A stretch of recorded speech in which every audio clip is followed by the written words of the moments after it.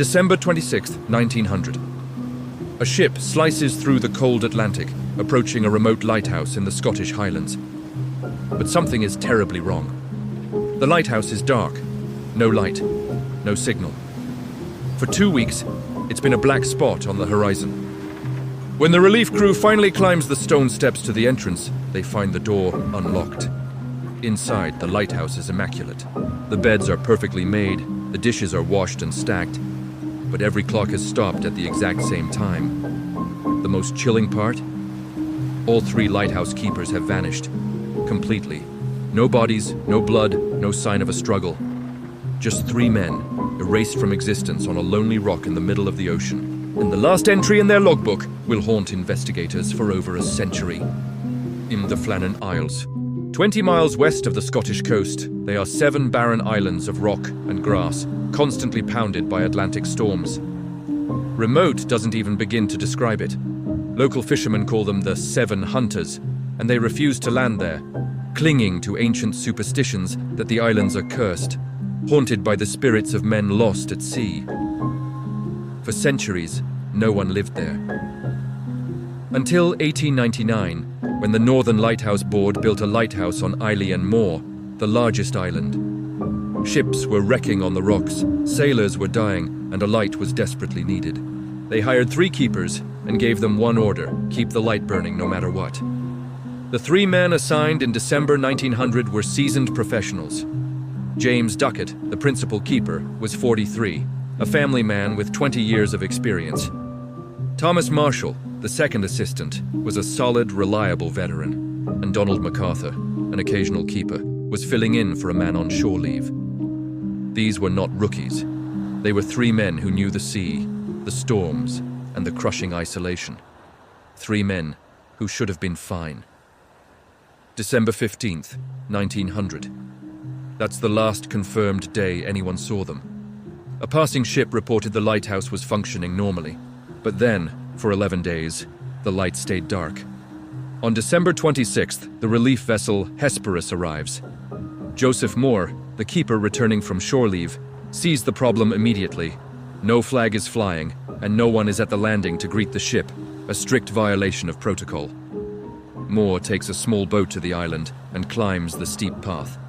The gate is closed, but the main door is unlocked. He calls out, but his voice just echoes through the empty stone corridors. Inside, everything is in perfect order, but 2 chairs are overturned at the kitchen table. In the entrance hall, he notices that 2 of the 3 heavy oilskin coats are missing. The 3rd one hangs on its hook, untouched. That detail would haunt Moore for the rest of his life. 2 men went outside, 1 stayed behind, or did he? Moore searches every room. The beds are made with military precision. The lamps are cleaned and filled with oil, ready to be lit. It's as if the men simply stood up mid-task and walked away, but to where? There's nowhere to go. Moore finds the logbook. The final entries are chilling. On December 12th, Ducat writes of severe winds, the likes of which I have never seen. The next day, Marshall notes the storm continued and that Donald MacArthur was crying. Crying? What could make a seasoned keeper break down like that? The last entry is for December 14th. Storm ended, sea calm, God is over all. And then, nothing. The log stops on December 15th, the day the light was last seen. The official investigation, led by Superintendent Robert Muirhead, only deepened the mystery. He found the West Landing area showed signs of severe storm damage. Iron railings were twisted, and a huge supply box, stored over 100 feet above sea level, had been ripped from its base and destroyed. But here's the impossible part. Weather records for that period show calm seas and normal conditions. There was no major storm. Whatever happened, it happened when the weather was fine. Muirhead found the 2 missing oilskin coats abandoned near the landing. Why would 2 men take their heavy coats, only to leave them behind? And why would the 3rd man, MacArthur, go outside into the harsh Atlantic winter without his? Local fishermen told Muirhead the old stories of strange lights and phantom ships, and one claimed to have seen massive, unnatural waves near the island on December 15th, rogue waves that came from nowhere. The official explanation was that a freak wave washed the men away. But it doesn't explain the crying keeper, The stopped clocks, or why one man left without his coat. The theories. So what happened? Over 120 years later, we still don't know, but the theories range from mundane to terrifying. Theory 1, a freak wave, the most accepted explanation. A rogue wave hit the West Landing while two keepers were securing equipment. It swept them into the sea.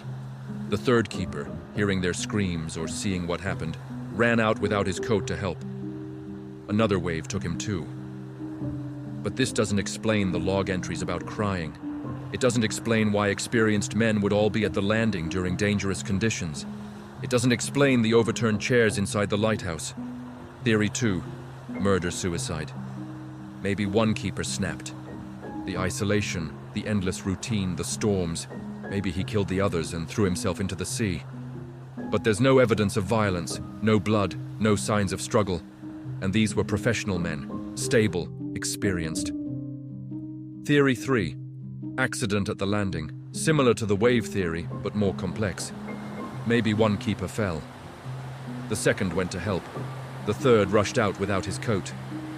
All three were swept away in a tragic chain of events. But again, why were they all there?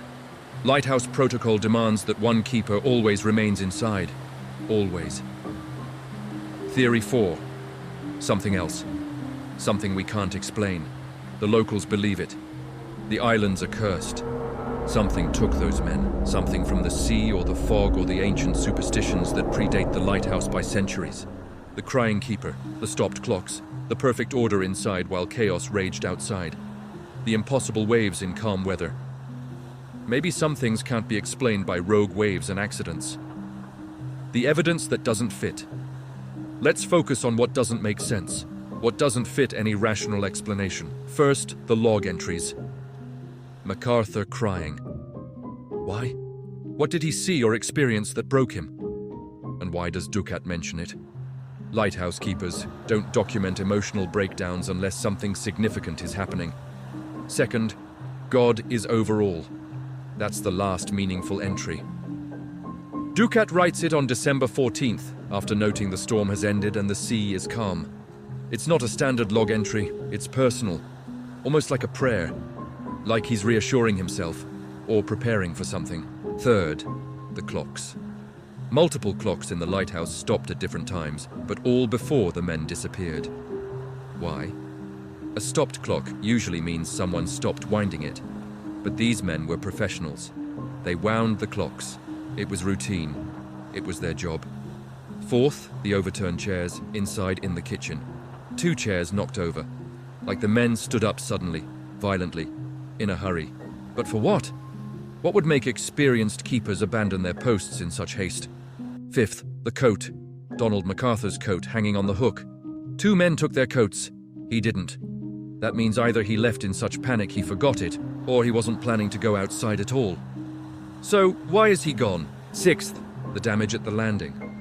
Muirhead confirmed it happened in calm weather, not during a storm. Massive structural damage. Iron bent. Stone gouged. Box destroyed 110 feet above normal sea level. What kind of wave does that in calm conditions? What kind of force?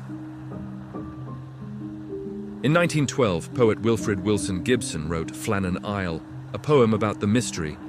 He wasn't there, he didn't investigate. But his poem captures something true about the horror of it.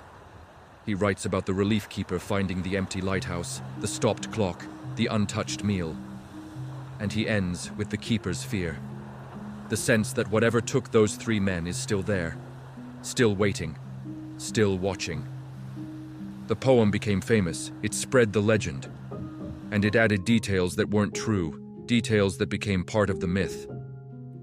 But the core remains. 3 men vanished from a locked room in the middle of the ocean, and no explanation has ever truly made sense. The legacy. The Flannan Isles Lighthouse was automated in 1971. No more keepers, no more men living alone on that rock. The light still burns, controlled remotely, warning ships away from the 7 hunters. But no one lives there now. No one wants to. Joseph Moore, the relief keeper who found the empty lighthouse, never fully recovered. He completed his service but rarely spoke about December 26, 1900. What he saw in that perfect, empty, haunted lighthouse stayed with him. The overturned chairs, the stopped clocks, the coat on the hook, the silence. The families of James Ducat, Thomas Marshall, and Donald MacArthur never got answers, never got bodies, never got closure. Just questions, just theories. Just the knowledge that their husbands and fathers walked out of a lighthouse on a calm day and vanished into nothing. So what happened at Flannan Isles? Was it a freak wave, a tragic accident, a moment of collective madness? Or was it something else? Something the fishermen knew about, something old, something that lives in the deep water around those cursed islands, something that took 3 men and left behind only silence and mystery. We'll never know. The sea keeps its secrets. The islands keep theirs. And somewhere in the Atlantic, 20 miles off the coast of Scotland, a lighthouse still burns, still warns, still watches. 3 men walked into the darkness on December 15th, 1900. And the darkness kept them. Forever.